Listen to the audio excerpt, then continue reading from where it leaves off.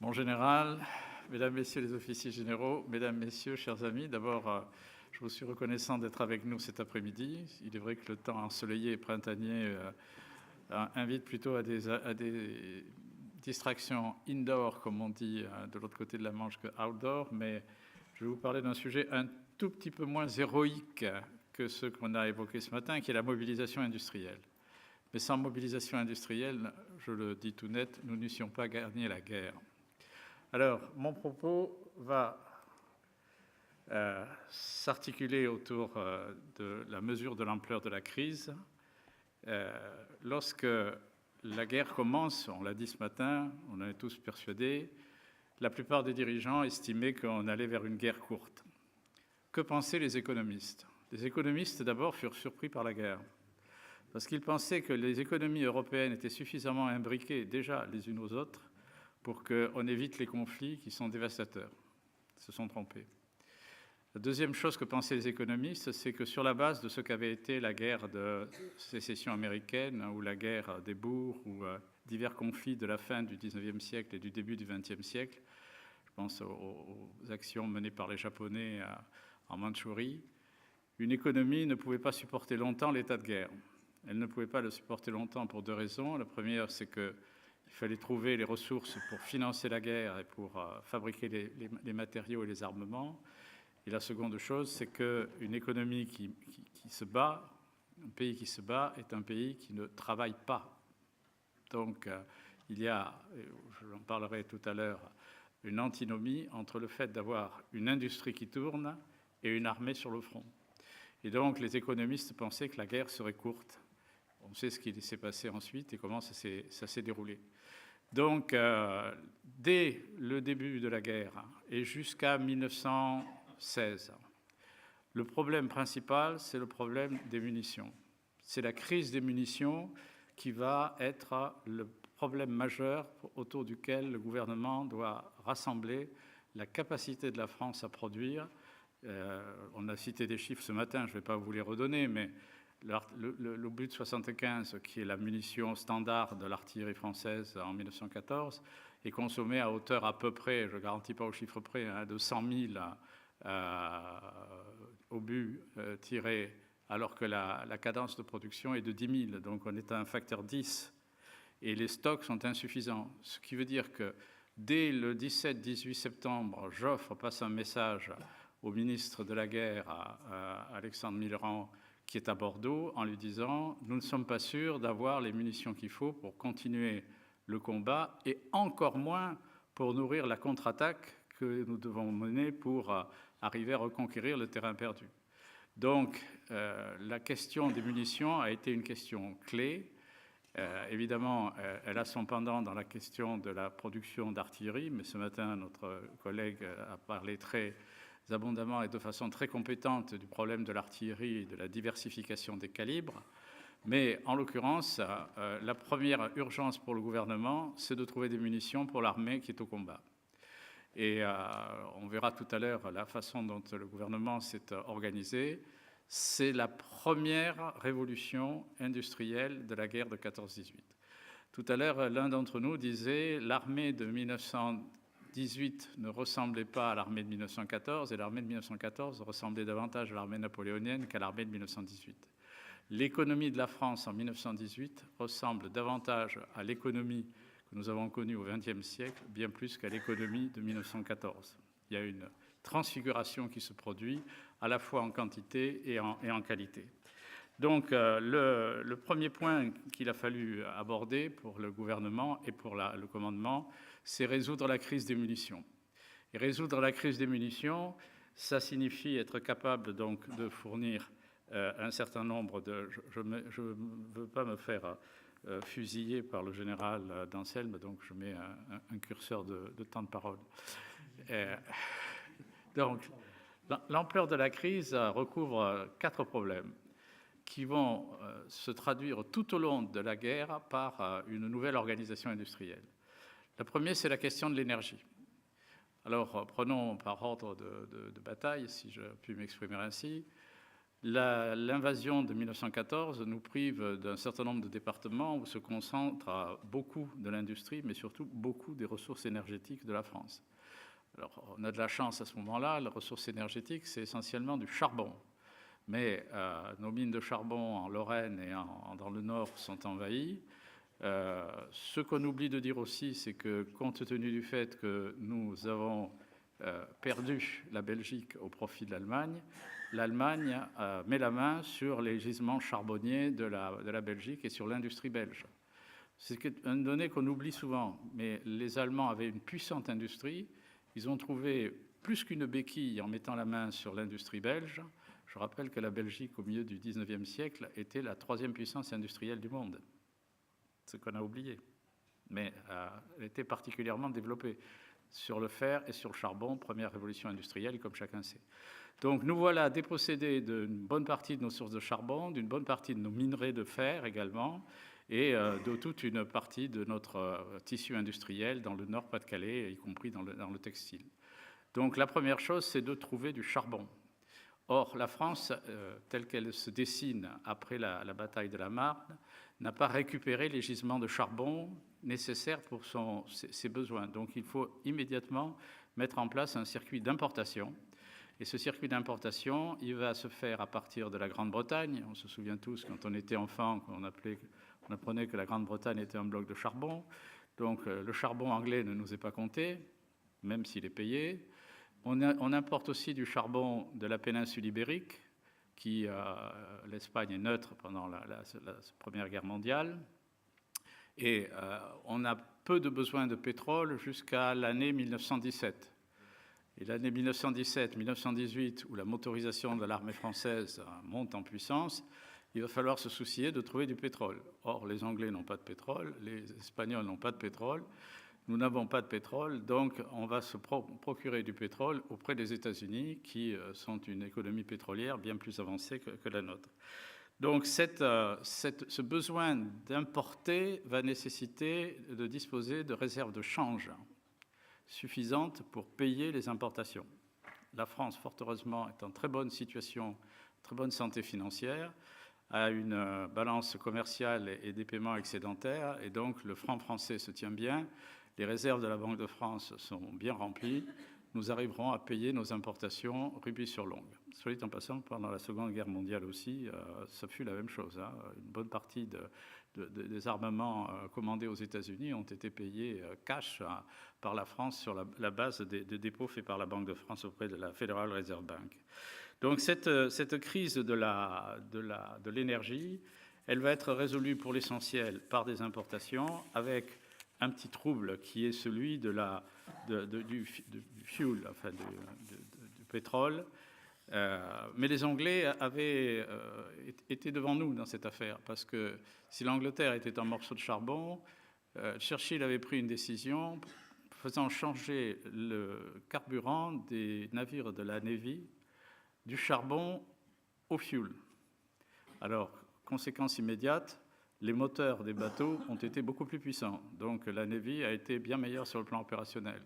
Conséquence secondaire, mais qui a abouti à un tremblement de terre sur le plan politique dont nous avons toujours aujourd'hui les conséquences, c'est que l'Angleterre, n'ayant pas de réserve de pétrole, soit se tournait vers les États-Unis, soit chercher des réserves de pétrole ailleurs. Et comme on commençait à savoir que dans le Moyen-Orient, à l'époque turque, il y avait des réserves de pétrole, on commence à voir l'œuf du serpent des crises pétrolières du Moyen-Orient qui se développent pendant la guerre de 1914-1918. La deuxième question importante, c'est la question des matières premières. Alors, 3 branches industrielles, en fait, vont fournir la quasi-totalité des moyens dont dépendront les armées. La chimie, la métallurgie et le textile. Le textile, je parle pour mémoire, mais l'essentiel du textile en France était dans le Nord-Pas-de-Calais. Nous avons perdu ces usines, on en a recréé d'autres, notamment dans la région parisienne, mais il faut habiller et réhabiller et renouveler l'équipement de millions de soldats, ce qui paraît relativement simple, puisque théoriquement on travaille sur des uniformes, mais qui demande beaucoup de production, et notamment qui demande des tonnages de laine que nous n'avons pas à disposition et que nous importerons très largement de ce qui allait devenir les Commonwealth britanniques et aussi des États-Unis. Pour la chimie, l'urgence est dans la production de phénol. Le phénol est ce qui permet de fabriquer la mélinite, la tholite, les différentes composantes des poudres. Et ces phénols étaient fabriqués dans le Nord-Pas-de-Calais. Donc, il nous a fallu nous redéployer, créer de nouvelles usines.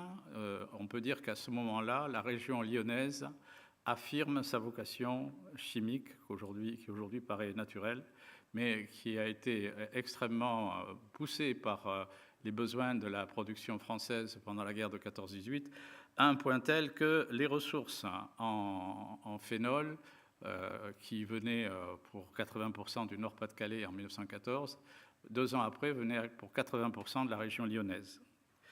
Quant à la métallurgie, privée des gisements miniers de l'Est et du Nord, on va se déconcentrer essentiellement sur 3 bassins, la Bourgogne, la Basse-Normandie et le Massif central. Alors là aussi, ce sont des bassins, bon, la Bourgogne, tout le monde a en tête Creusot et Schneider, mais ce sont des bassins anciens qui n'ont pas le volume qu'avait le Nord-Pas-de-Calais, qui n'ont pas l'ampleur qu'avait la Lorraine, puisque la partie Wendel, c'est la Lorraine française, mais envahie. Donc, nous allons développer des usines métallurgiques dans ces régions-là, avec un gros problème qui est celui de trouver la main-d'œuvre compétente pour venir travailler dans ces usines. Donc, je reviendrai tout à l'heure sur le problème de la main-d'œuvre. Le troisième point concernant la mobilisation industrielle de la France, c'est l'adaptation de l'appareil productif. Et alors là, les Français ont gagné la guerre en septembre 1914, pas à la bataille de la Marne, mais quand le gouvernement a su prendre les décisions d'organisation, de fabrication d'armements et de matériel qui ont porté leurs fruits tout au fil de la guerre. Le ministre de la Défense, Alexandre Millerand, se rend compte que les arsenaux, c'est l'État industriel, hein, les arsenaux sont incapables de fournir ce qu'il faut fournir aux armées compte tenu du taux d'attrition et des munitions, mais aussi des équipements, compte tenu du fait que l'armée demande des équipements nouveaux, à commencer par de l'artillerie lourde, puis ensuite on verra arriver les chars, les camions, etc. etc. Et donc l'État industriel se trouve fort démuni et n'a pas d'expérience de la production de masse en matière d'armement et n'a pas d'expérience non plus de la conduite d'une industrie dans un État. Le gouvernement va prendre une option qui consiste à créer 7 consortiums, ou consortia, ça dépend si on est chatouilleux sur le neutre pluriel ou pas en latin, et qui sont régionaux, donc bien centrés sur des bassins d'emploi, et confier la présidence ou l'animation de chacun de ces consortiums à un industriel privé. Et un industriel de premier rang, on y trouvera Renault, on y trouvera Wendel, donc qui sont des gens qui ont, et c'est là que gît l'intérêt de la manœuvre, ont l'habitude non seulement d'une forte production, mais aussi de la gestion de toute une foule de sous-traitants qui vont se révéler extrêmement précieux pour arriver à remplir les objectifs de production et quantitatifs et qualitatifs. Donc cette organisation, je la détaillerai un peu tout à l'heure, elle est un véritable tournant parce que c'est la première fois, même si c'est concédé en quelque sorte à des managers privés, c'est la première fois que l'État prend en charge la production industrielle d'un pays, puisque c'est autour de cette production industrielle que va s'organiser l'effort de défense. Cette adaptation de l'appareil de production, elle va prendre 4 dimensions nouvelles.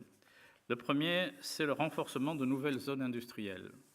Le Nord-Pas-de-Calais, la Lorraine, traditionnellement industrielles, sont plus disponibles. On va voir émerger la Bourgogne, avec le Creusot qui va se développer, la région lyonnaise, j'en ai parlé tout à l'heure, la Normandie avec la métallurgie, et surtout, ce qui va devenir la première région industrielle en matière de défense, la région parisienne. Et cette proximité entre l'industrie de défense et la région parisienne s'explique par le fait que le nombre de sous-traitants des responsables de consortium étaient installés dans la région parisienne et ont transformé leur activité d'activité civile en activité militaire. D'où aussi les sueurs sur le front que l'on a épongées à diverses reprises, et notamment lors des grandes offensives de Ludendorff en 1918, quand les Allemands sont arrivés à 20 km de Paris. Loucher, qui était ministre de l'Armement, a fait une communication au Conseil des ministres en disant à Georges Clemenceau: j'ai commencé à organiser le transfert d'entreprises et d'ateliers vers Orléans et vers Nantes, et nous allons transporter 150 000 ouvriers des usines d'armement vers ces zones, de manière à ce que, ce qui était la politique de Georges Clemenceau, vous savez, Georges Clemenceau disait si Paris est pris, je me défendrai sur la Loire, si la Loire est prise, je me défendrai dans le Massif central, je me défendrai jusqu'aux Pyrénées, mais je ne capitulerai jamais. Et donc, il fallait permettre de conserver la capacité industrielle, au moins minimale, à faire des Français. Imaginez ce qu'est le déménagement avec les moyens de l'époque, sous contrainte forte de la présence d'un ennemi ou de l'irruption d'un ennemi, d'industries occupant 150 000 personnes. À mon sens, il n'y a qu'un challenge de ce genre qui a existé par le passé, c'est le moment où l'Union soviétique a transféré toute une série d'entreprises, d'usines de la région de Moscou vers l'Oural au moment où les Allemands étaient dans l'opération Barbarossa. Donc cette dimension particulière de la géographie industrielle a permis de gérer aussi de façon cohérente les consortiums. La troisième dimension de cette mobilisation tient à la modification de processus de fabrication. Alors, je prends l'exemple, mais il était très important à l'époque, de la fabrication des obus, et notamment des obus de 75. Les arsenaux fabriquaient des obus de 75 avec des presses à forte pression, qui mangeaient d'ailleurs beaucoup de matières premières, les douilles étaient très épaisses, et l'industrie privée n'avait pas de presses de ce genre. Ils avaient des presses légères. Et donc, il a fallu développer un autre mode de fabrication des obus, par décolletage, pour ce que l'industrie intéresse, qui est d'ailleurs moins consommateur de matières premières, et Dieu sait que la matière première, qui était le cuivre qu'on importait du Chili, comme toujours, était précieuse et difficile à rassembler. Mais évidemment, les militaires disaient, est-ce que les qualités des obus livrés par l'industrie privée par décolletage vaut ce que nous donnent les arsenaux? Alors, la réponse sur le terrain a été que finalement, le taux de panne, si l'on peut dire, des obus fournis par l'industrie privée et par l'industrie publique, par les arsenaux, était à peu près équivalent, ce qui montre que les industriels privés étaient capables de s'adapter à des standards élevés et à adapter leurs moyens de production.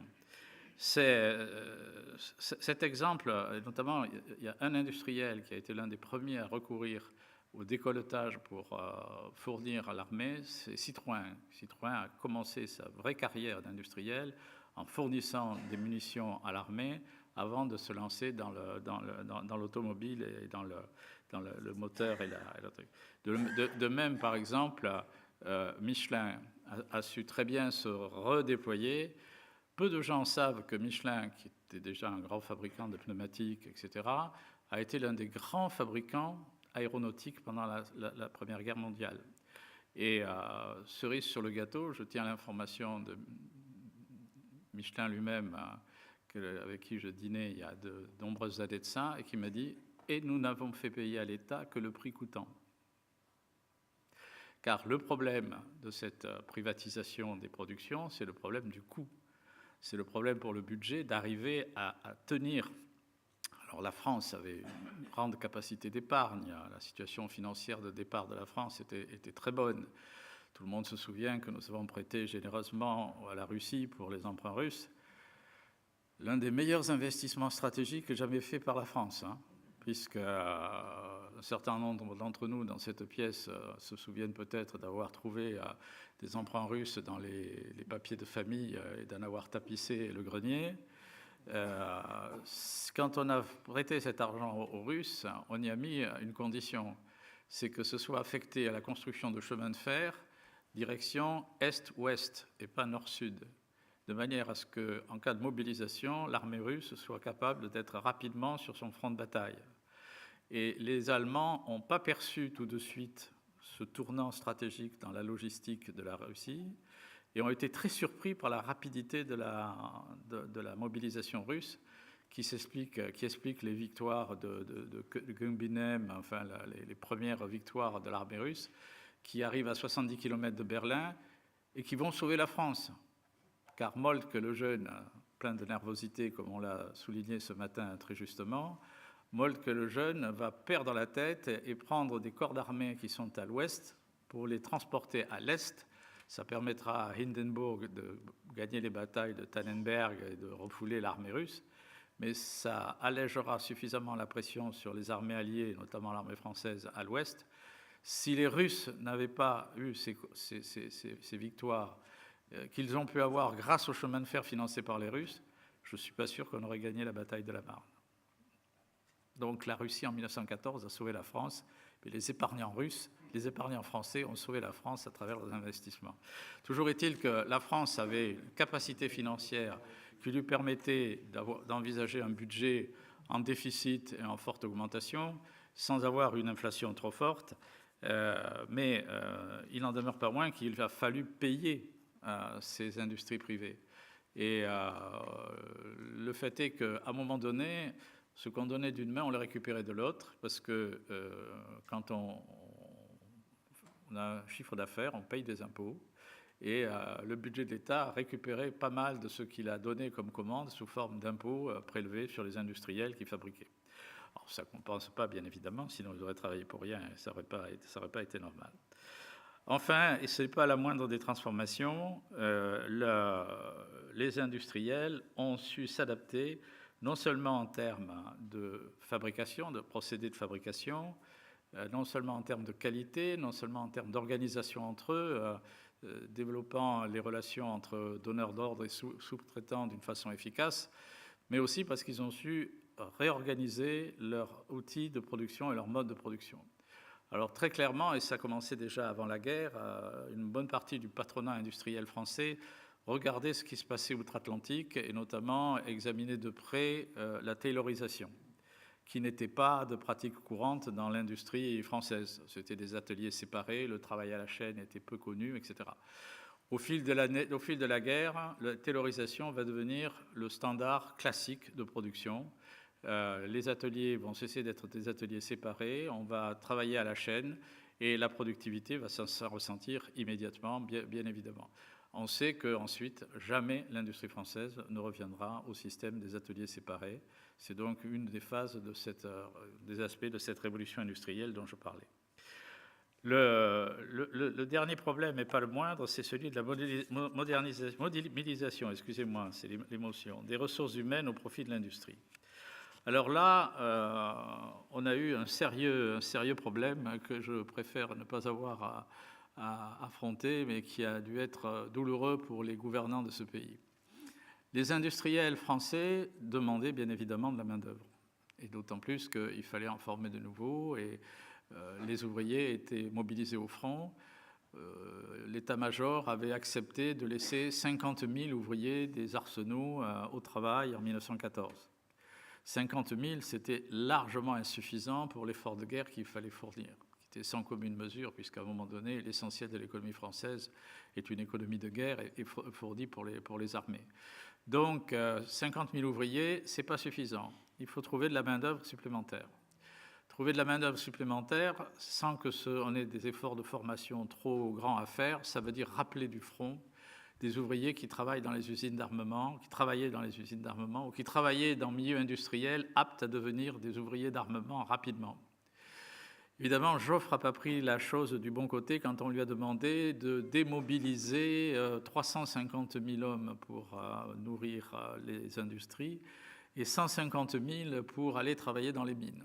Un demi-million d'hommes à retirer du front de bataille, je parle sous ton contrôle, mon général, mais ça fait grosso modo une cinquantaine de divisions. Et à un moment où les effectifs n'étaient pas pléthoriques. Donc Joffre s'est arc-bouté de toute sa force en disant « mais non, vous n'avez pas besoin de votre temps ». Et le gouvernement a su trancher en disant ça ne sert à rien d'avoir des hommes au front s'ils n'ont pas de munitions et s'ils n'ont pas d'équipement. Et donc, ces gens ont été démobilisés, enfin, la plupart sont restés sous statut militaire, ils ont été démobilisés. Vous imaginez la différence de destin entre des ouvriers de l'armement qui sont retirés du front par rapport à l'agriculteur qui, lui, reste sur le front et dont la ferme est entre les mains de sa femme ou de sa famille. Ça a créé une première brèche dans l'unité française entre le monde de la paysannerie et le monde ouvrier. Brèche qui s'est sentie très largement ensuite, pendant le reste du XXe siècle, les gens qui étaient restés au front disant ben, finalement, vous risquez plus rien, vous risquez pas d'être tué par une bombe ou un coup de fusil, vous êtes près de votre famille et, ce qui était vrai, vous êtes bien payé.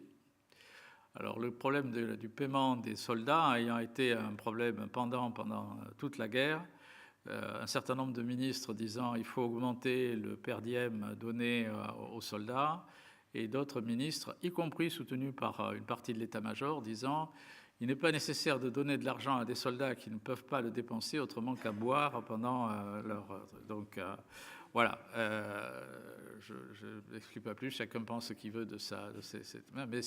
Mais certains étaient prêts à payer. Alors le prix auquel on payait un soldat de deuxième classe n'avait rien à voir avec le prix auquel on payait un ouvrier de qualifié dans les industries d'armement. Donc ça a créé une fracture à l'intérieur du pays, fracture qui ne s'est ressoudée finalement qu'après la Seconde Guerre mondiale. Et encore, je mets à part le ressentiment qu'une partie de la classe ouvrière a nourri, si on peut dire, vis-à-vis du monde paysan à cause du marché noir pendant l'occupation. Donc, cet autre aspect de la ressource des mobilisation des ressources humaines, c'est le recours aux femmes. Alors, mon camarade Jean-Louis Coville, où es-tu, commandant? Ben voilà, tu as enlevé ta vareuse, alors je te cherchais en bleu, tu es en blanc. Mon camarade Jean-Louis Coville vous parlera du rôle des femmes pendant la Première Guerre mondiale. Donc, je ne vais pas m'y étendre, mais il y a un aspect sur lequel je voudrais attirer votre attention, c'est que, comme nous cherchions des travailleurs partout, à partir de l'entrée en guerre de l'Italie, nous avons réussi à obtenir entre 70 000 et 150 000 travailleurs italiens qui sont venus soit dans nos usines, soit faire du terrassement, préparer des lignes de défense, etc., etc. Évidemment, ces travailleurs nous ont été réclamés par l'Italie après la victoire, après la défaite de Caporetto, puisqu'il fallait qu'ils refassent leurs effectifs.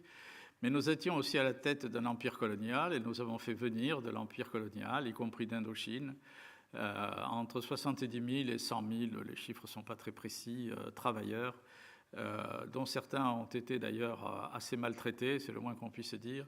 Et dans la région de la Somme, il y avait un camp où il y a un monument à leur gloire. Si je vous parle de ça, c'est moins pour dire qu'ils sont venus, on peut avoir de la reconnaissance pour eux, que parmi les gens qui sont venus au milieu d'eux, il y avait des gens qui réfléchissaient à la sujétion dans laquelle était leur pays sous forme de colonie sous la France. Et un certain nombre de travailleurs qui sont venus ont côtoyé des syndicalistes français qui avaient des idées assez avancées sur ce que devait être l'organisation sociale du pays après éventuellement une révolution ou sans révolution, et sont repartis chez eux avec une culture socialiste, voire bolchevique dans certains cas, et surtout une idée suivant laquelle leur indépendance leur était due.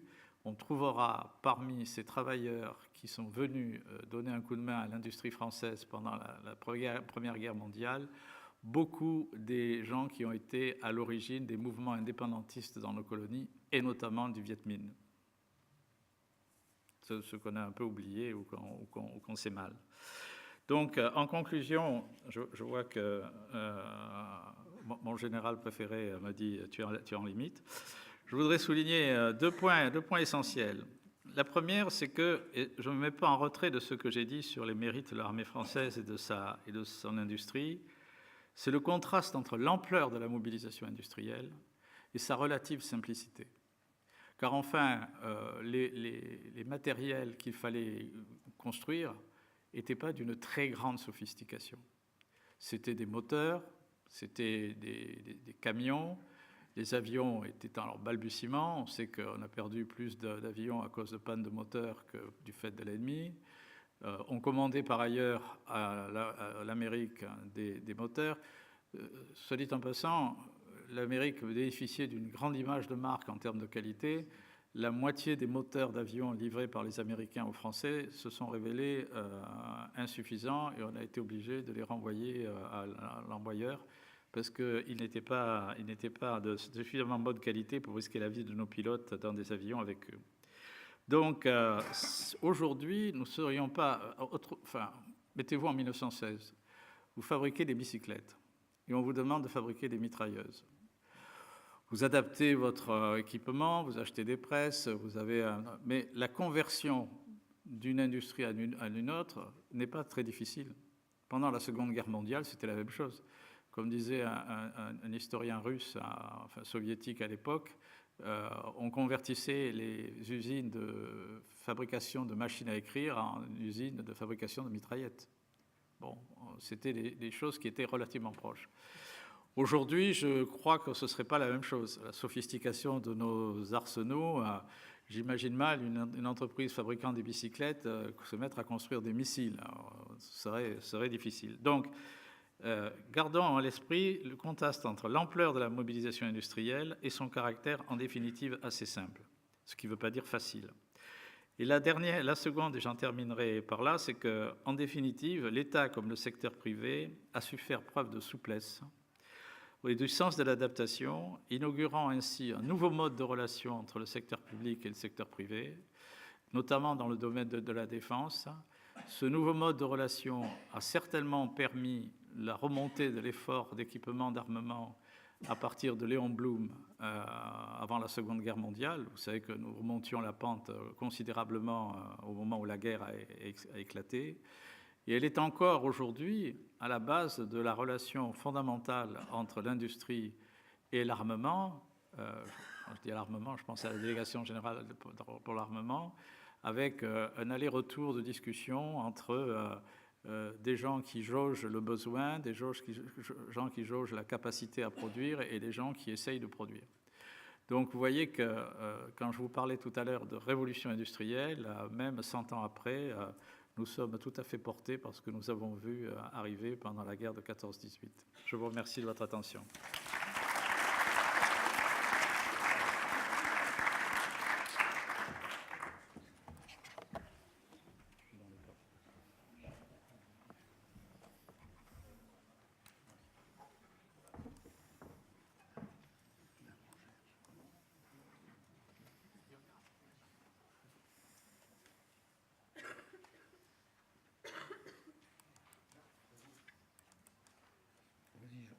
Ça va venir.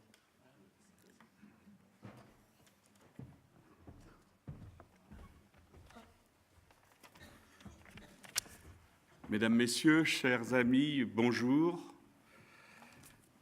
Nous allons continuer cette table ronde par effectivement la présentation d'aspects plus concrets, d'aspects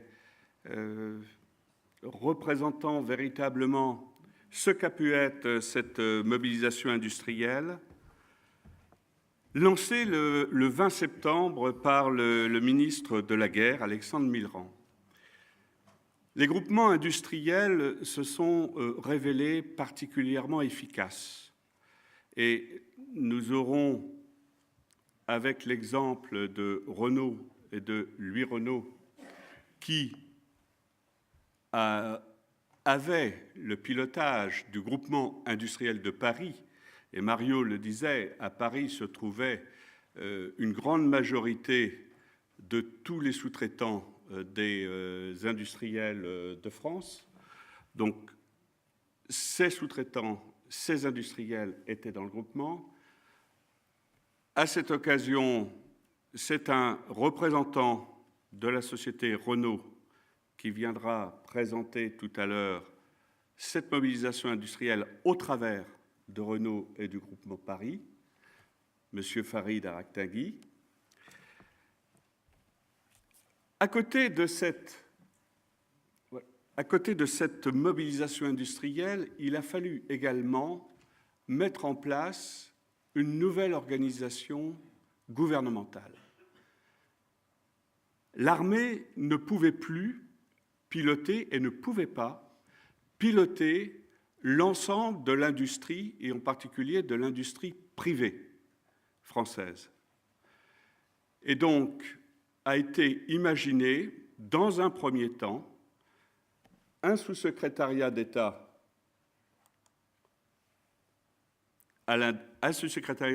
aux munitions et à l'artillerie, puis ce sous-secrétariat d'État est devenu un ministère indépendant du ministère de la Guerre, le ministère de l'Armement. Parmi les grandes figures gouvernementales qui travaillaient dans cette mobilisation, dans cette animation de la mobilisation industrielle, bien entendu, Albert Thomas, le premier ministre de l'Armement, suivi de Louis Loucheur, qui fut le deuxième et dernier ministre de l'Armement pour la Première Guerre mondiale. Et je voudrais citer une troisième personne qui est Louis Breton, même Jules Louis Breton, qui, lui, n'a pas été sous-secrétaire aux munitions et à l'artillerie, mais qui, pendant l'ensemble de la guerre, a animé l'innovation technologique au sein du ministère de la Guerre, puis au sein du ministère de l'Armement. Farid, je vous laisse la parole pour que vous puissiez présenter l'exemple de Renault. Merci beaucoup, Jean. Mesdames et messieurs, en 1914, Louis Renault a 36 ans. C'est un capitaine d'industrie prospère, innovant et reconnu par ses pairs qui l'ont porté l'année précédente à la présidence de la Chambre syndicale des constructeurs automobiles. En effet, l'entreprise qu'il avait lancée avec ses frères Fernand et Marcel 15 ans plus tôt est désormais bien établie, avec des ramifications internationales. Renault Frères produit 4 500 véhicules par an, avec 5 000 personnes, dans une usine qui occupe 135 000 m² à Billancourt et comporte un parc de 2 000 machines-outils, majoritairement actionnées par courroies, qui doivent être manipulés par des ouvriers qualifiés et autonomes à cause à la fois de leur danger intrinsèque et de la nécessité du rendement. Mais tout n'avait pas été simple pourtant. Depuis la légendaire ascension de la rue Le Pic, le 24 décembre 1898, en la veille de Noël, qui fut une première dans l'histoire de cette industrie et qui lui avait valu ses premières commandes. En effet, Louis Renault était un autodidacte assumé, privilégiant le travail concret aux études. C'était aussi un passionné de mécanique, convaincu que l'automobile représentait un besoin croissant et donc l'industrie, l'entreprise du futur. C'est ainsi que dans le bouillonnement et la stimulation de la révolution industrielle, il combine à merveille son génie inventif et son sens pratique aigu pour transformer ses idées en novations applicables à l'automobile en termes de matériaux, de technologies, de procédés ou de services. Une de ces innovations sera la démocratisation de la voiture et l'intuition de son partage dans le concept de taxi. C'est ainsi qu'en 1914, la Renault AG est de loin le modèle le plus populaire auprès des compagnies et représentait 85% des taxis circulant à Paris, dont la totalité du parc de la Compagnie française des automobiles de place, plus connue sous le nom de G7. C'est pourquoi, lorsque les 6 et 7 septembre 1914, le général Gallieni ordonna la réquisition d'1 millier de taxis parisiens, soit plus de 10% du parc roulant, pour acheminer rapidement 5000 soldats vers les champs de bataille de la Marne, il s'agit essentiellement de véhicules Renault, ce qui va accréditer la thèse de Renault comme principal acteur des taxis de la Marne. Cette initiative ne renversa pas fondamentalement le cours de la bataille, puisque les fantassins de la 7e division d'infanterie, qui bénéficièrent des taxis de la Marne, sont peu nombreux par rapport aux effectifs totaux mobilisés pour cette bataille et qui sont majoritairement transportés en train. Cependant, cette manœuvre inédite dans son concept et son ampleur eut une grande portée psychologique sur l'ensemble de la population. L'épisode fut érigé en épopée et la presse s'en empara pour en faire une manifestation de sursaut patriotique victorieux qu'ont permis la détermination, l'énergie, l'unité nationale et un certain génie français de l'improvisation, en somme, Goscinny et Uderzo, avant l'heure.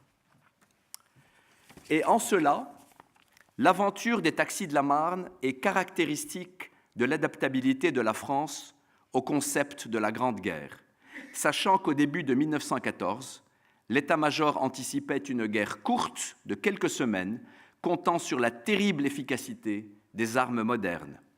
L'armée pensait alors que la fabrication de 10 000 obus par jour serait suffisante pour faire face aux besoins du front, que l'approvisionnement des troupes serait assuré en puisant dans les stocks des arsenaux, avec quelques marchés supplétifs dits de mobilisation, confiés à de grands établissements privés. Mais la violence et l'enlisement de la guerre allaient, hélas, en décider autrement. Et l'état-major allait très vite multiplier son estimation par 10, portant dès fin septembre le besoin à 100 000 obus par jour, un chiffre totalement disproportionné par rapport aux capacités des arsenaux, dont l'objectif à la même date était de produire 13 600 obus de 75 par jour. Sans donc avoir été ni planifiée ni même envisagée, la mobilisation industrielle fut la réponse rapide et hautement contributive de l'industrie privée à l'effort de toute la nation. Rapide parce qu'elle se déclencha très vite après la déclaration de guerre, contributive parce qu'elle répondit pragmatiquement à la pénurie d'obus. La capacité de production des arsenaux plafonnées, limitée d'abord par le procédé industriel par emboutissage monobloc, qui nécessitait des presses hydrauliques spéciales, ensuite par le manque de personnel, et enfin par la priorité accordée à d'autres armes. L'urgence fut donc de trouver une alternative immédiate pour augmenter la capacité de production. La prise de conscience que pour faire la guerre, il fallait non seulement des armées, mais aussi des usines, fut fort rapide.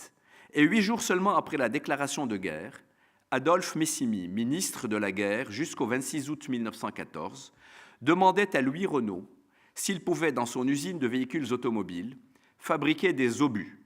La forte intégration verticale de ce temps-là permettait d'envisager une grande polyvalence industrielle. Connu pour son génie inventif et son pragmatisme, doté d'un outil industriel dépourvu d'équipements d'emboutissage, mais fortement équipé de machines-outils de décolletage, Louis Renault proposa en guise de réponse de fabriquer les obus en 2 pièces, usinées séparément sur des tours standards, puis de les souder entre elles. Après quelques controverses, sa proposition fut acceptée au mois de septembre. L'usinage des corps d'obus bibloc sera généralisé très rapidement dans de nombreux ateliers, en collaboration avec les arsenaux qui conservèrent l'assemblage final, dont la mise en place des parties explosives. Ce procédé nouveau, grâce à une montée en cadence rapide, permit de fournir les quantités nécessaires aux besoins du conflit. L'ingéniosité de la mobilisation industrielle n'empêcha pas l'occupation des régions du Nord et de l'Est par l'ennemi, entraînant une pénurie catastrophique en matières premières, perte de 75% du charbon, de 81% de la fonte et 63% de l'acier. Alexandre Millerand, ministre de la guerre entre août 14 et octobre 15, convoqua alors à Bordeaux, où le gouvernement s'était replié, les représentants du comité des forges et des grands établissements industriels et automobiles pour étudier avec eux comment on pourrait assurer à nos armées un nombre d'obus considérable. Fermez les guillemets. Ce 20 septembre 1914 à Bordeaux, le gouvernement chargea les grands patrons industriels français de réorganiser l'économie placée au service de la guerre. C'est l'acte fondateur de la seconde mobilisation, celle de l'industrie. 7 groupements industriels régionaux furent immédiatement créés sous la direction des grands établissements sidérurgiques, métallurgiques et mécaniques locaux. Groupe des établissements Schneider au Creusot, des aciéries de la Marine et d'Aumécourt à Saint-Chamond, des industriels de la région parisienne, des chemins de fer de l'État et du Midi, des chemins de fer PLM, le groupe de la Marine et enfin les établissements de l'artillerie. Le groupe des industriels de la région parisienne couvrant les 3 départements de la Seine, Seine-et-Oise et Seine-et-Marne fut placé sous la direction de Louis Renault. Il rassembla tout le tissu industriel autour de 12 grandes entreprises, Brasier, Chenard et Walker, Clément Bayard, Delage, Delahaye, Delano-Belleville, De Dion-Bouton, Société de l'éclairage électrique, Lorraine Dietrich, Panhard et Levasseur, Renault et Unique. Ce sont ces groupements qui vont dialoguer avec les militaires, comprendre leurs besoins et recevoir leurs commandes, organiser et répartir la production entre les industriels, ordonnancer la main-d'œuvre. Le recours à l'industrie privée dans l'effort de guerre est désormais structuré. En un temps record, quelques semaines, toutes les usines pouvant travailler pour la défense nationale entrent en activité militaire, malgré les difficultés d'approvisionnement, de personnel et de procédés de fabrication. Une véritable économie de guerre à la française est établie entre libéralisme économique et étatisation des structures de production dans le cadre d'un réseau d'intervenants contractuellement liés au ministère de la Guerre. Voici quelques exemples de la transformation de l'industrie privée en usine de guerre. À la charnière entre 1914 et 15, 960 établissements sont impliqués dans la production de pièces dans le département de la Seine, dont 500 à Paris. Et dans la seule ville de Boulogne, on multipliera par 5 le nombre d'usines entre 1914 et 1918. Au cours du premier trimestre 1915, Renault produit 5000 obus par jour et l'ensemble des usines du groupement de Paris en produisent 50 000 par jour. Si chez Renault, la fabrication d'obus perd petit à petit de son importance, par contre, un petit constructeur automobile initialement fabricant d'engrenages fera fortune en produisant 26 millions d'obus et deviendra le premier fournisseur des armées dans une usine nouvellement créée, quai de Javel à Paris, André Citroën. En 1915, sous l'impulsion et le leadership de Louis Renault, la région parisienne devint la première région productrice d'armement et on écrivit qu'il était alors un des agents les plus puissants de la défense nationale. C'est donc une véritable mobilisation, un défi industriel sans précédent qui est officiellement reconnu et même proclamé. Ainsi, lors d'une visite au Creusot le 17 avril 1916, Albert Thomas, sous-secrétaire d'État de l'artillerie et des munitions et futur ministre de l'armement et des fabrications de guerre, déclarait, ouvrez les guillemets, « Hier, pendant la paix, les industriels multipliaient les reproches à l'égard de l'État. Aujourd'hui, ils ont discipliné leurs efforts, ils ont répondu à l'appel de la nation, ils ont permis cette organisation d'ensemble que les plus audacieux d'entre nous n'avaient pas osé rêver. Il s'est formé dans l'industrie comme une organisation supérieure d'État qui a su coordonner toutes les initiatives sans en étouffer aucune. » Fermez les guillemets. Au fur et à mesure de l'évolution du conflit, la production des usines Renault se diversifie et s'adapte dans une perspective quasi exclusivement orientée vers les besoins militaires, en particulier en matière d'armement nouveau. Obus, Renault, qui ne produisait aucun obus en 1914, en livrera 2 millions en 1918 et son usine n'en détenait pas le record, loin s'en faut. Canon, de même, Renault en aura construit 1 millier pendant la guerre. Chars d'assaut, Renault en fabriquera 1750 en 1918, mais nous y reviendrons plus loin. Avions et moteurs d'avion. La compagnie se lança d'abord dans la production de moteurs pour équiper les avions Caudron R4 et Renault AR, puis participera au consortium de fabrication du Breguet 14, bombardiers et avions de reconnaissance, dont 5000 exemplaires seront construits en 1918. Au total, on produira 15 000 moteurs d'avion. Camions. La guerre de 14-18 marque le passage de la traction hippomobile à la motorisation.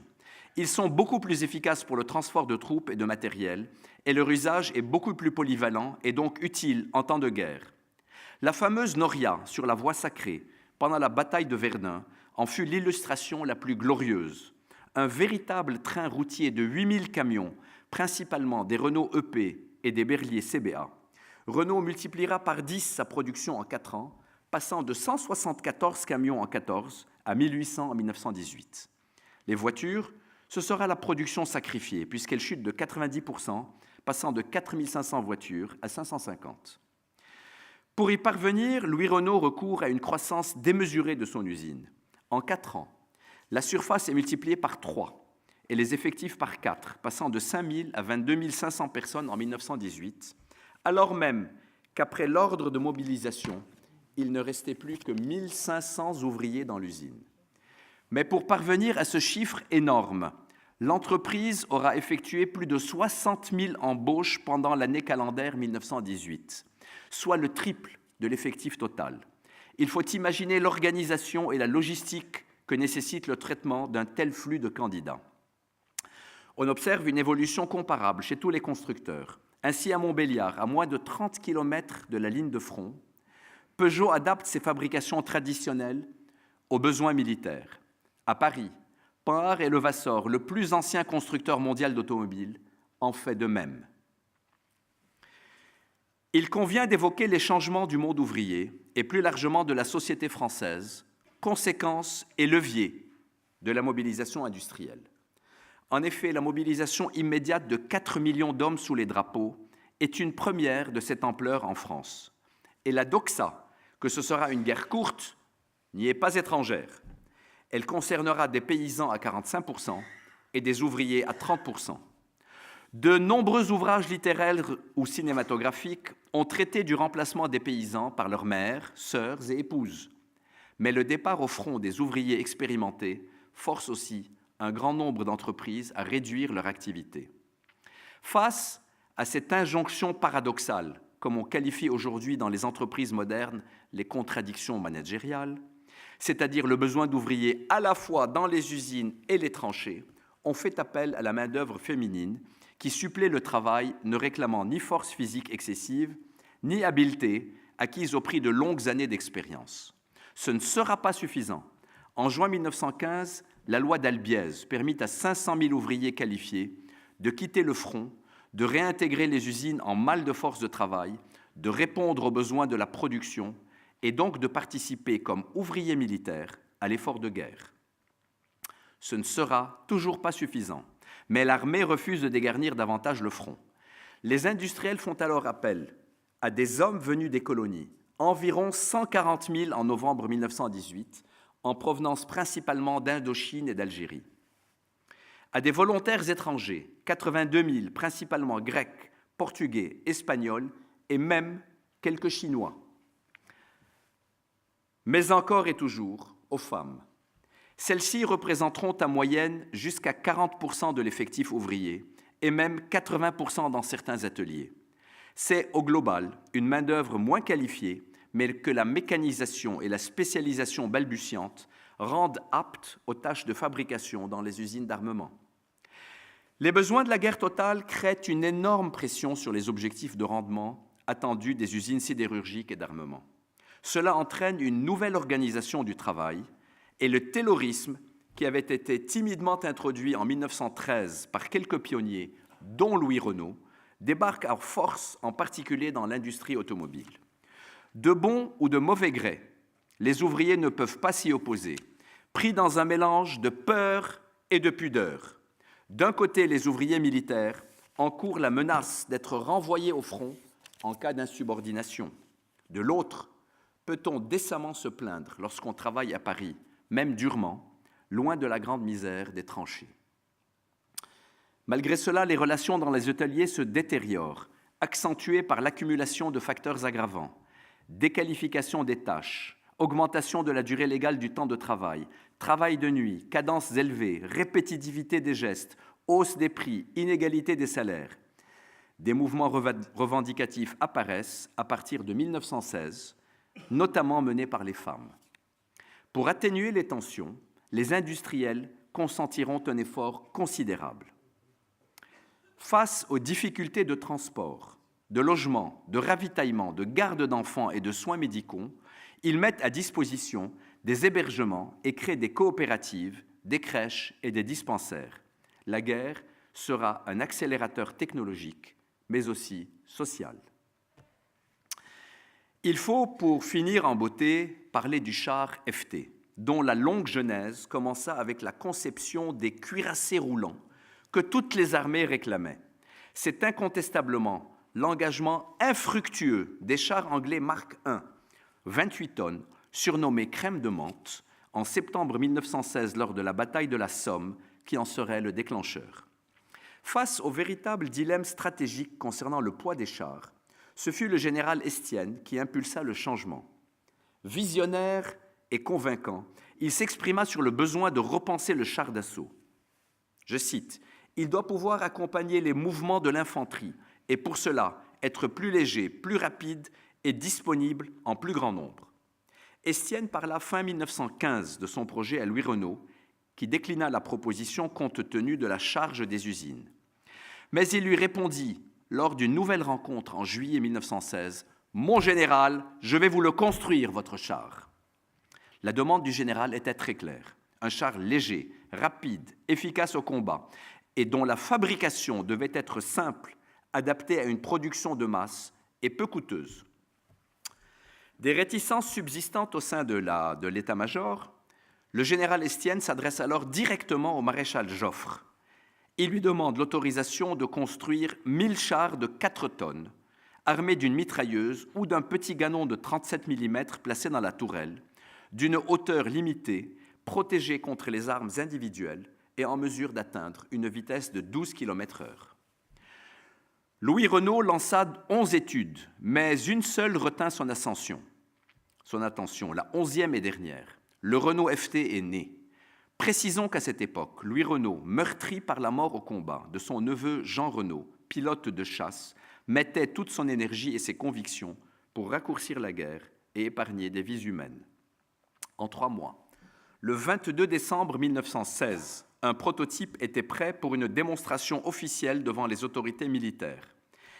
Et c'est Louis Renault en personne qui le pilota pour ses premiers tours de chenille. Le FT apporta un grand nombre d'innovations techniques pour l'époque.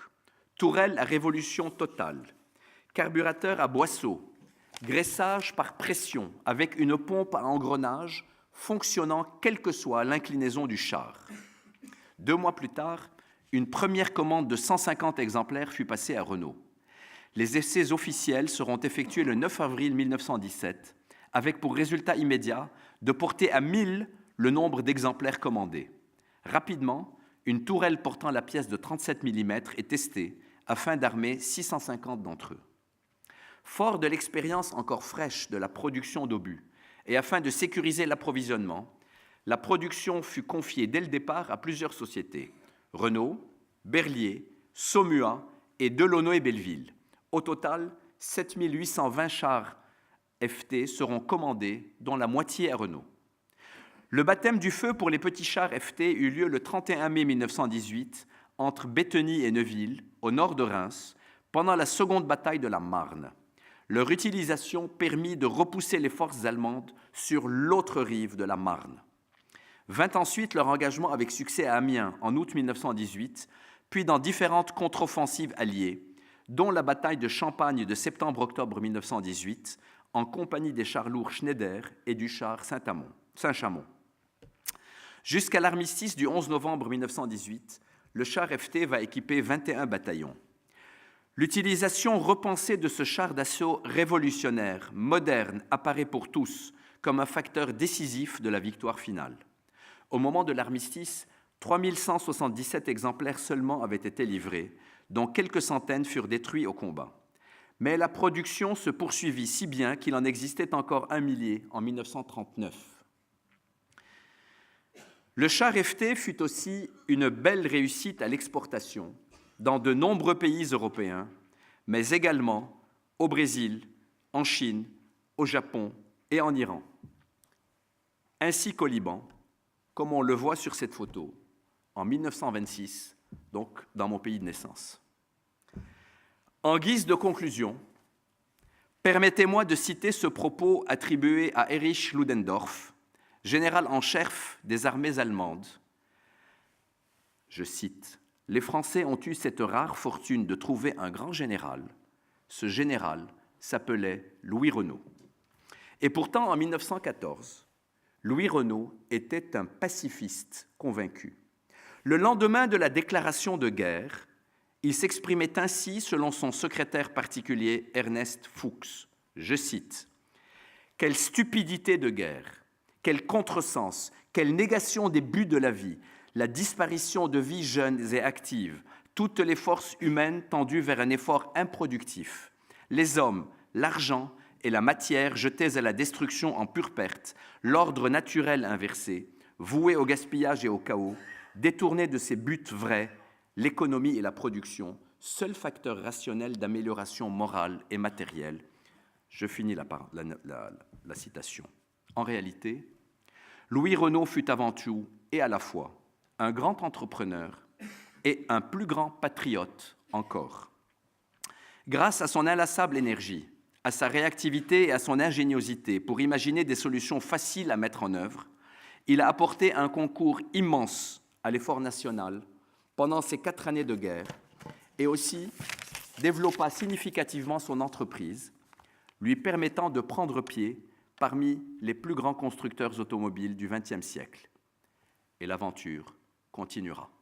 Merci pour votre attention. Merci.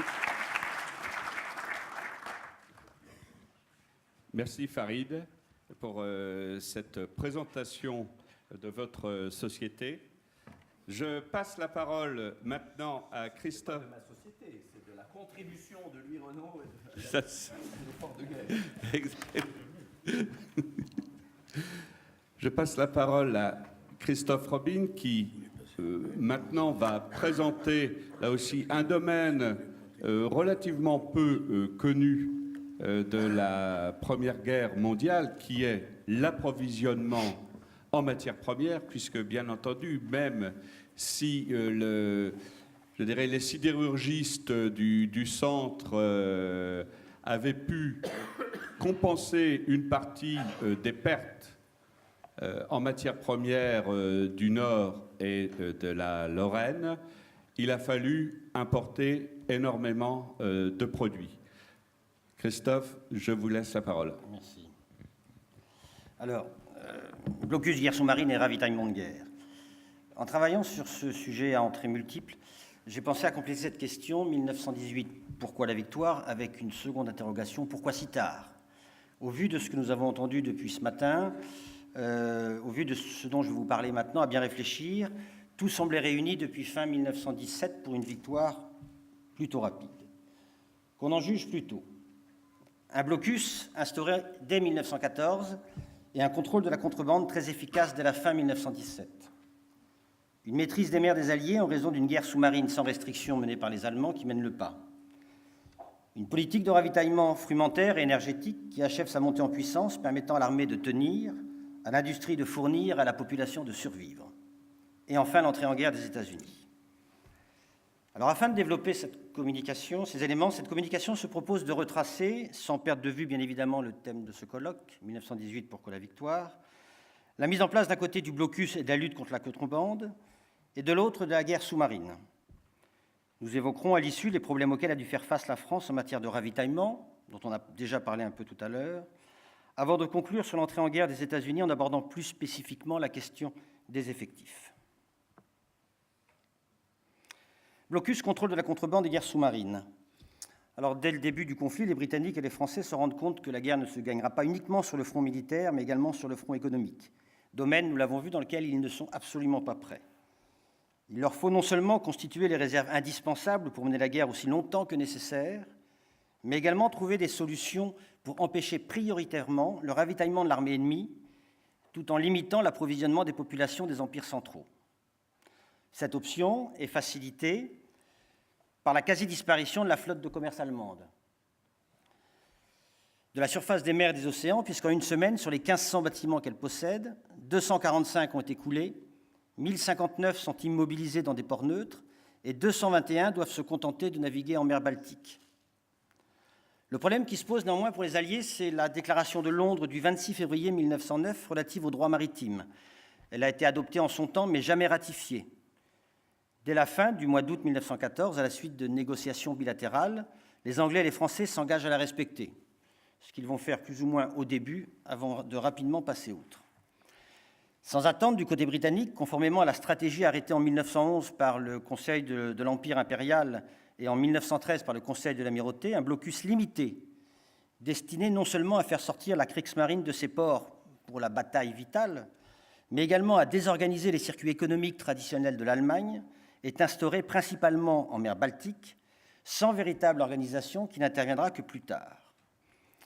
En France, c'est René Viviani, président du Conseil des ministres, qui décide de créer, dès le mois de novembre 1914, un comité pour la restriction des approvisionnements et du commerce avec l'ennemi, qui est placé en mars 1915 sous la responsabilité du ministre des Affaires, Théophile Delcassé. Alors petit à petit, de nombreuses commissions bien françaises apparaissent, puisqu'à terme, on ne dénombrera pas moins de 47 organismes et institutions diverses chargés d'en appliquer la politique, ce que l'historienne Fabienne Bock surnomme l'exubérance administrative de l'État. Pour les Alliés, l'efficacité de ce blocus dépend prioritairement de la lutte contre la contrebande des pays neutres, donc de leur possibilité à contrôler, voire à confisquer leurs bâtiments de commerce se livrant au trafic de marchandises interdites, vivres y compris, conformément aux listes noires qu'ils ont établies et qui sont régulièrement mises à jour. Alors, les pays neutres dont il faut se préoccuper, en priorité, sont ceux qui protègent la frontière. Sont ceux qui protègent la frontière occidentale de l'Allemagne, c'est-à-dire les Pays-Bas, les pays scandinaves et la Suisse. Il faut y ajouter les États-Unis à la situation bien particulière. Une action franco-britannique est alors initiée pour amener ces pays voisins de l'Allemagne à accepter les atteintes inévitables à leurs intérêts commerciaux, et même les inciter, si possible, à contribuer par des mesures intérieures et en échange de certains avantages à l'efficacité du blocus. Mais il y a un problème, il est également impératif d'éviter par des mesures trop coercitives que les gouvernements concernés ne rejoignent le camp des puissances ennemies. Alors les débuts sont assez décevants. Tout d'abord en raison de la réticence des pays neutres, notamment des Pays-Bas, qui considèrent les Alliés comme des ennemis.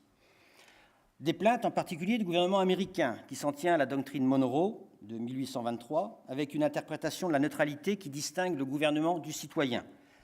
Alors pour les États-Unis, la vente à un belligérant faite par le gouvernement des États-Unis lui-même constitue un acte contraire à la neutralité, mais la vente à un belligérant de quelques produits des États-Unis faite par un simple particulier ou par une entreprise n'est ni illicite ni contraire à la neutralité, et l'exécutif n'a pas, à l'intérieur du territoire, le pouvoir d'empêcher ou de contrôler un tel acte.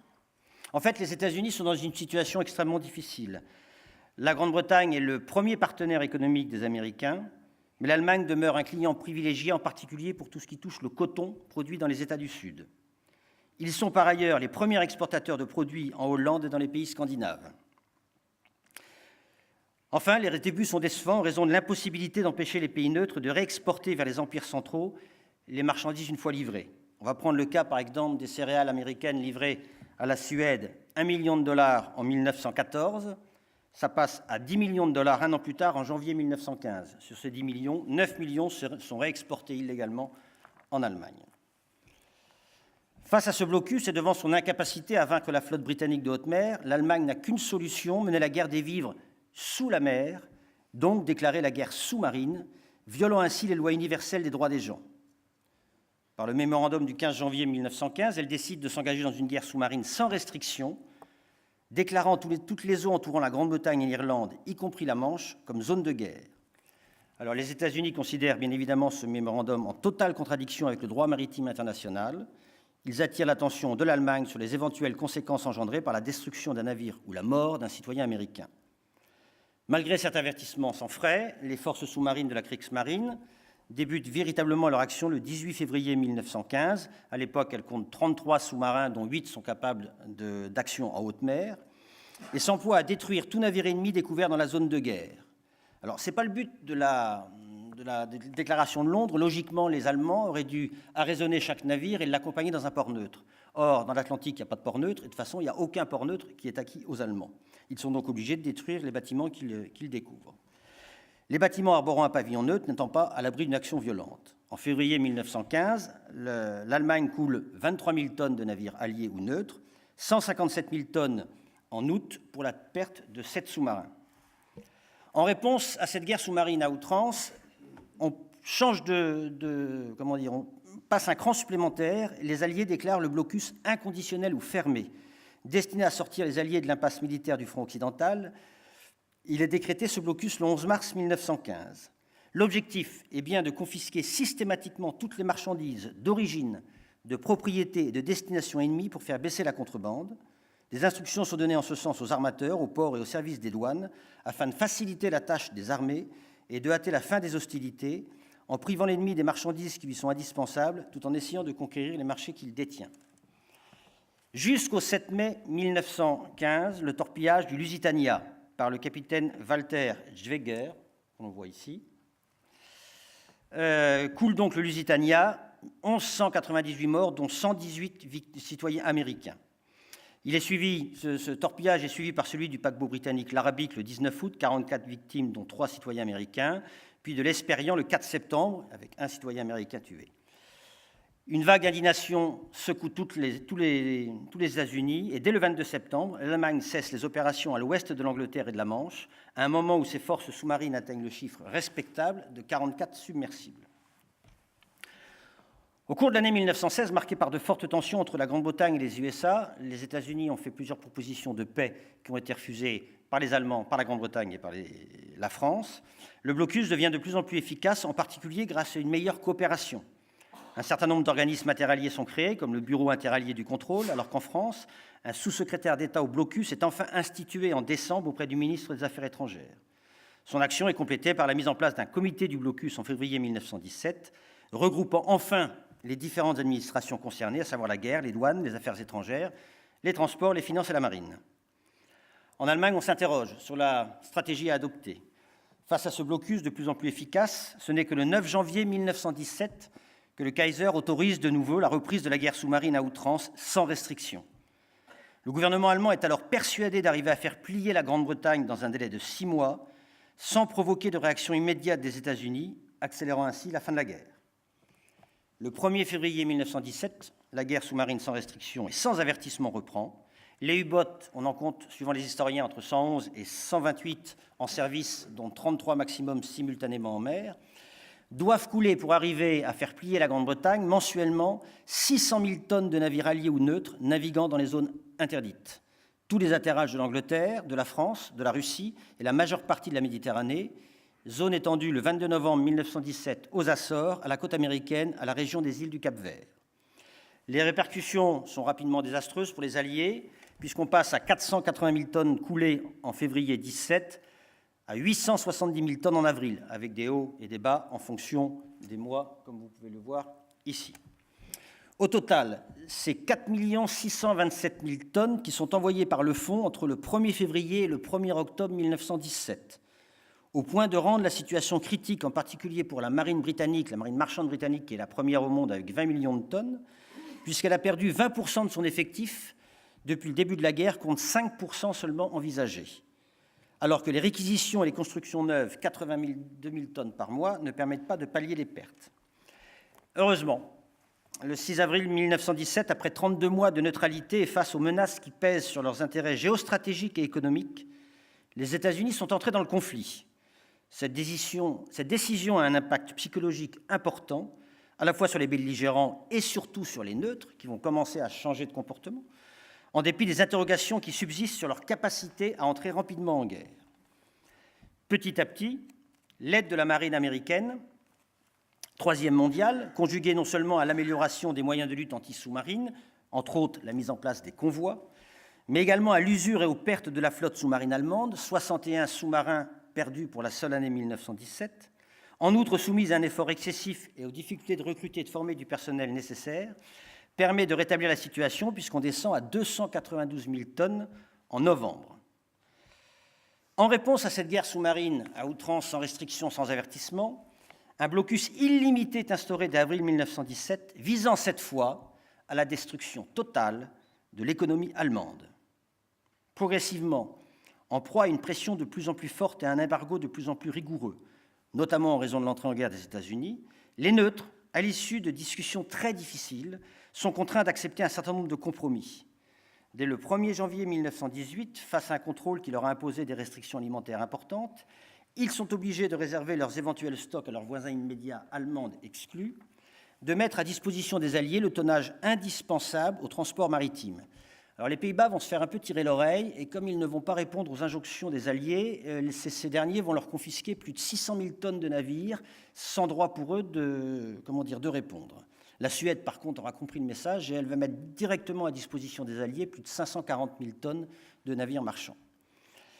Le 15 mars 1918, après des mois de discussions, les Français obtiennent la création de différents organismes chargés d'homogénéiser enfin la politique de blocus qui était un peu menée chacun de son côté.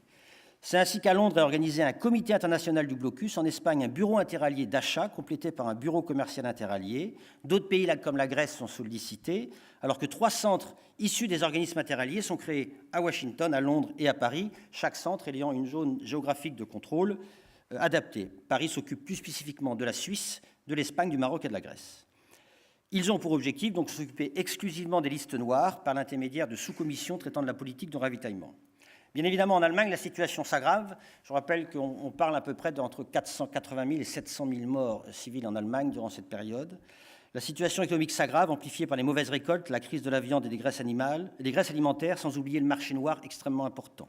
Le mécontentement populaire se traduit par une vague de grandes grèves, alors que les usines de guerre, qui pâtissent également des restrictions, n'arrivent pas à répondre aux objectifs du programme Hindenburg, lancé en septembre 1916. Les produits de substitution ne répondent plus que partiellement aux besoins. Après avoir pillé les ressources des pays occupés, la pénurie de métal devient telle que les cloches, les statues, les boîtes aux lettres, les plaques de laiton, les patères, les enseignes des magasins, les rampes d'escalier, les poignées de porte, tout est fondu, tout est ramassé, tout est fondu, alors que la monnaie en bronze est retirée du service. En juillet 18, le moral est au plus bas. L'Allemagne prend conscience que la politique de victoire à tout prix de Ludendorff mène l'Allemagne dans une impasse, alors que le gouvernement se persuade de la capacité de son armée, malgré des moyens amoindris, en particulier dans le domaine de la mobilité stratégique, à lancer les grandes offensives de l'été 1918.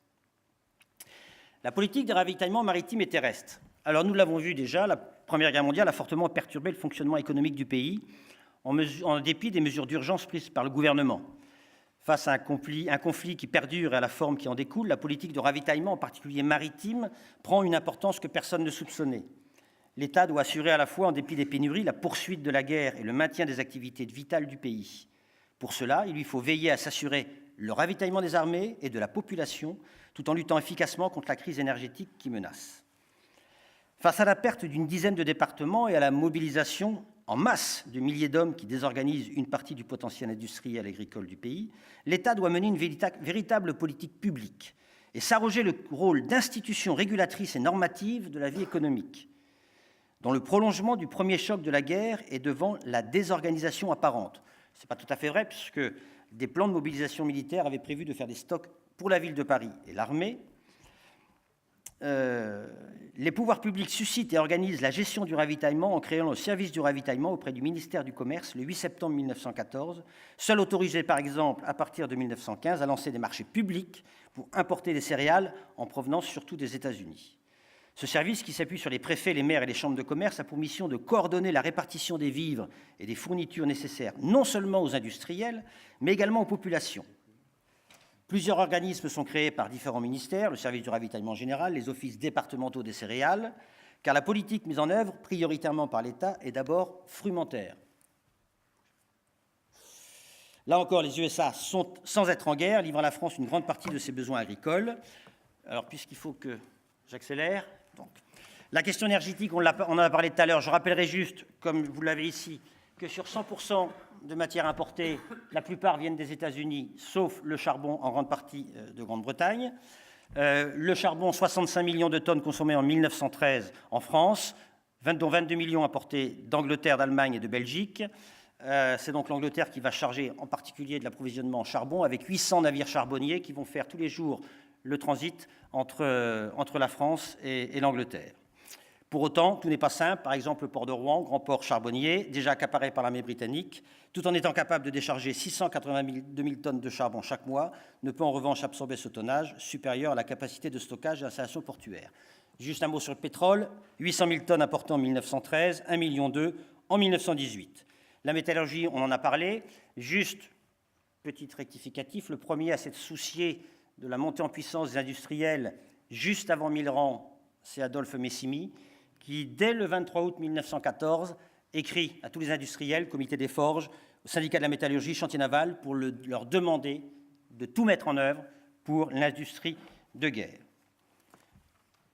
Allez, je me dépêche. Bon, les difficultés de transport, je suis obligé d'aller un peu plus vite. Il faut juste savoir que la marine française n'est pas capable, n'a pas les moyens, la marine marchande française n'a pas les moyens de répondre à toutes les demandes. Là encore, on va créer des organismes. L'exubérance française, 291 organismes différents créés au sein de l'État français pour s'occuper de la politique de ravitaillement et du transport, avec une augmentation vertigineuse du fret, et un profit remarquable des armateurs, puisque ce sont les seuls qui peuvent fixer les prix. Tout cela s'accélère puisqu'il faut attendre 1918 pour que l'État réquisitionne enfin toute la marine française à la demande des États-Unis et de l'Angleterre, ce qui permet à certains accords de se mettre en place, et surtout aux États-Unis de livrer 780 000 tonnes de marchandises juste avant la fin de la guerre, en octobre 1918. Allez, je me dépêche. Les États-Unis, je passe dessus, et je mets la conclusion directement. Je suis désolé. Alors, pourquoi 1918 ? Pourquoi la victoire ? Pourquoi si tard ? Parce qu'il était tout simplement difficile de vaincre plus tôt, en raison du temps nécessaire pour que l'ensemble de ces conditions s'imbriquent parfaitement, surtout si l'on considère que la fin des combats à l'Est a permis aux Allemands de rapatrier sur le front de l'Ouest un nombre important de divisions. En fin de compte, c'est la durée de la guerre terrestre qui a donné à la guerre maritime toute sa dimension, puisque le blocus déclenché par les Britanniques a pris rapidement une importance considérable. C'est ensuite la guerre des tranchées et l'enlisement qui amène les Alliés à durcir le blocus. L'Allemagne a amplifié la guerre sous-marine, comme elle conduira à la naissance du char, au développement de l'aviation, à la guerre des gaz, avec des impacts loin d'être négligeables sur la conduite des opérations. Dans une approche plus vaste, c'est l'armée motorisée des Alliés qui a gagné la guerre. Elle l'a gagnée par les progrès de l'industrie, par le changement de paradigme du haut commandement avec un nouveau corpus doctrinal, et enfin par la maîtrise des mers et le développement des moyens de transport terrestre. Toutes ces conditions sont réunies et ont permis aux Alliés, comme l'a souligné Georges Clemenceau, de ne pas seulement être des héros, mais surtout des vainqueurs. Je vous remercie. Merci Christophe pour cette présentation. Désolé d'avoir dû la réduire, elle était extrêmement intéressante.